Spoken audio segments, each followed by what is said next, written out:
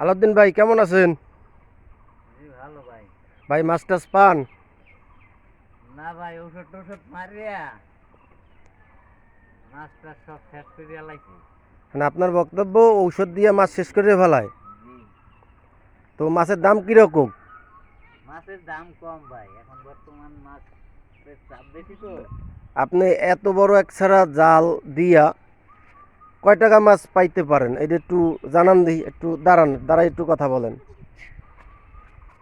বলেন ভাই, একটু দাঁড়াই একটু কথা বলেন যে কয় টাকা মাছ পাইতে পারেন। এই 400, 500, 300, 1000 তখন যা। এত বড় জাল দিয়া রাত্রে পরিশ্রম করিয়া জাল পাইতা 500-700 টাকার মাছ পাইলে কি আপনার পুষায়?